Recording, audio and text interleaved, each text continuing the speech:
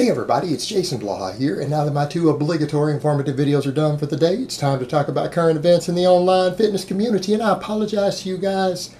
I got my day started late, so it's like mid-morning, it's after 8 o'clock, it might be noisy, part and parcel living in a big city, but the show must go on, so I apologize if there's lawn work that comes through in the background and traffic and all of that. But you know, it's like 8:20 in the morning. Normally I get up at 4 or 5 a.m., start my day, and I usually have these videos filmed by like 7 o'clock on most days. Today was a little bit later.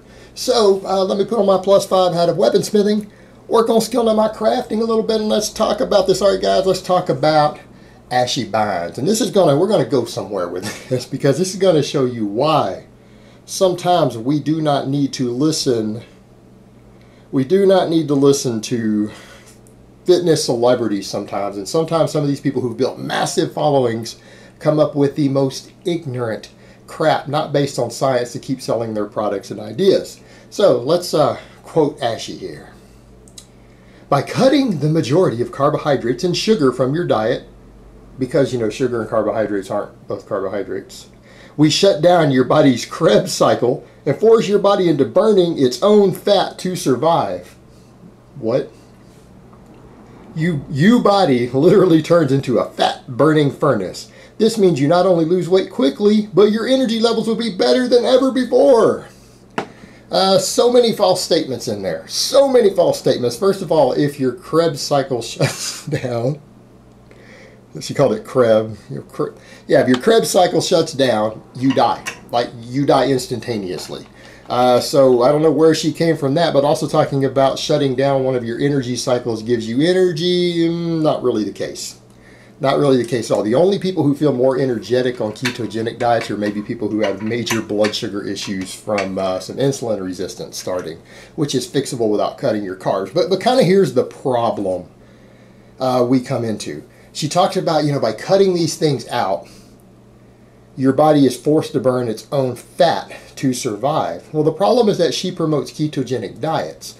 Now, under normal circumstances, cutting any calories out, right? If you're at caloric maintenance, let's say you burn 2,800 calories a day, right? And you eat 2,800 calories. And you cut anything out. It doesn't matter whether it's 300 calories from your carbs, 300 calories from your fat, whatever. You cut 300 calories out of anything, which would be a true statement, then your body is in a caloric deficit. Guess what? It is forced to burn your body fat to survive. Now, does it mean it'll exclusively burn body fat? Absolutely not. In many cases, muscle mass can be up to 50% of the weight that you lose. How do you like them apples? So your body will burn muscle tissue, it'll burn muscle glucose, liver glucose, all sorts of stuff, or glycogen. It will convert the glycogen in those into glucose. It will convert muscle proteins into glucose to survive if it has to. But it will tap into your energy stores. The problem we have is that, again, she's saying this, but what she really wants to promote is ketogenic diets, not just reducing your calories by taking carbs or fat or something out.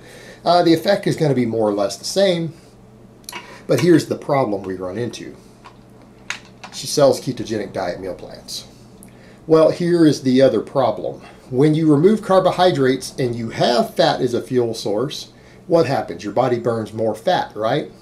That should be common sense. Your body will feed on what you feed it. In other words, what will your body burn for fuel first and foremost? Whatever you ate. If you live on bananas and potatoes, your body will burn bananas and potatoes as its primary fuel source, right? Because that's what you're giving it for fuel. It has reserve tanks, and that reserve is fat stores and glycogen stores, right? Your body has reserves of energy. As long as you are giving it a fuel source, what will it do? It will burn what you feed it.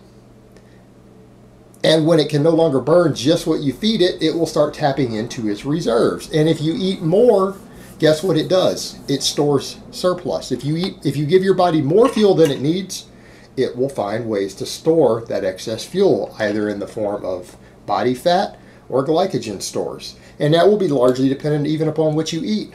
Right? A lot of people aren't aware of that. Your body doesn't actually store carbohydrates as fat, but it will burn them preferentially over fat. So what will happen if you overeat carbohydrates? Guess what? Your body doesn't eat the fat. Burn the fat that you ate, and it now stores it. If you cut carbs back but overeat fat, your body will still burn the carbs that you eat. First, it'll burn some of the fat that you ate, and then it'll store the rest of the fat.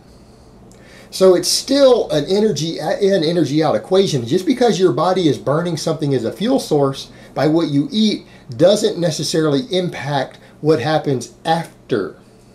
Right? And that's where people mess this up. And this is what's been looked at in studies. Yes, if you eat more fat and less carbs, your body will burn more fat and less carbs. But why? Because that's what you gave it for fuel. When it's done, then it will jump over and start looking at what you have available in storage. Right? It will look at what you have available in storage. That's what it does. Been studied ad nauseum. And guess what happens? Ketogenic diets don't actually promote fat loss and muscle retention that well. To be honest, because ketogenic diets are not high protein diets for the most part. They're usually moderate protein, very high fat, very low carbohydrate.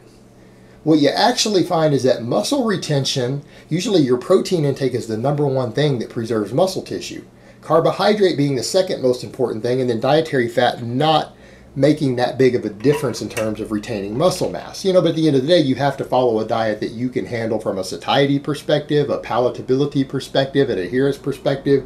So there are cases where some extra dietary fat may be warranted for a lot of people for weight loss, because of, again, preferences and cravings and everything, so that they can maintain a diet. But in terms of muscle retention, fat is probably the least useful of the macronutrients. And what you find is that thermic effect is actually lowest on a really high fat diet because it's the least thermic of the nutrients. So she's going to talk about your body literally turns into a fat burning furnace. What an absurd statement. It doesn't literally, like your body doesn't turn into a furnace. It doesn't burst into flames. Temperatures in your body don't go over normal body temperature, right? It doesn't get even remotely as hot as anything we would think of as a furnace or an open flame or an engine or anything else. All right, she means it metaphorically, not literally. The problem we have is that if you were trying to increase body heat, which again, kicking out extra body heat does tap into energy reserves, which macronutrient has the highest thermic effect? Protein. Which macronutrient has the highest muscle preserving effect? Protein. Now carbohydrates are behind it. They're better than fat.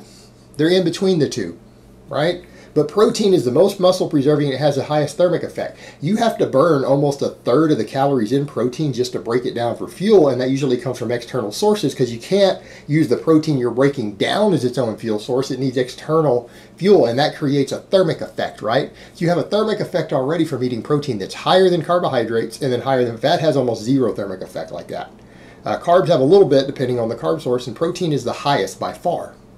Then what happens? What if your body needs to make extra glucose and it doesn't have enough carbs available? It will resort to then protein. Now, it will resort to tissue proteins if it has to, but guess what? Converting protein into glucose also burns a big chunk of energy.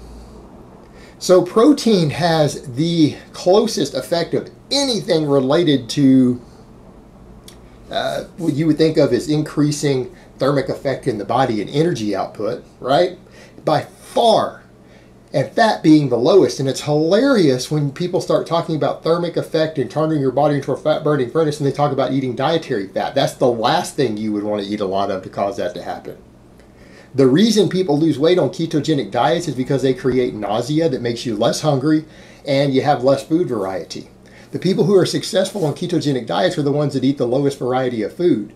Guess what? The people who are most successful on most long-term weight loss diets in general are the people who eat the lowest variety of food. Ketogenic diets play a trick because if you're only allowed to eat meat, eggs, water, and green vegetables, your food variety is really low. In other words, you can only live on steak, eggs, and water for so long before you start not craving food and you don't enjoy your food and you start pushing away the last half of the steak. You push away that last bit of the egg, right?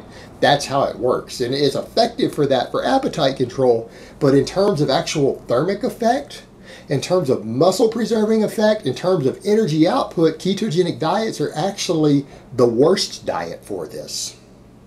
So anyone who tells you anything about a ketogenic diet having any fat burning properties, you need to understand it works 100% through appetite control and making you eat less.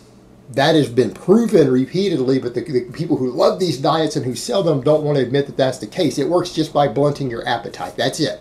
In terms of all the other stuff, it is actually the worst diet known to man from a scientific objective perspective for increasing energy output, for retaining muscle tissue, for improving performance in the gym. It is the hands down worst diet for all of those because you're getting most of your calories from fat, not higher thermic, higher energy foods that will give you, energy, training fuel, that have a thermic effect, that preserve muscle.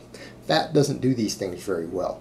It works through appetite suppression. And again, you have people like this who have these massive followings, over 1 million followers, enormous followings all over social media, and they sell programs, all this stuff, and they say stuff like this, but this is scientifically so inaccurate on multiple levels. Every single line of it is scientifically and biologically incorrect. What she does is promote a diet that is probably one of the worst diets in terms of actual other benefits, but can be very, very effective for blunting your appetite. It just makes you eat less. That's it.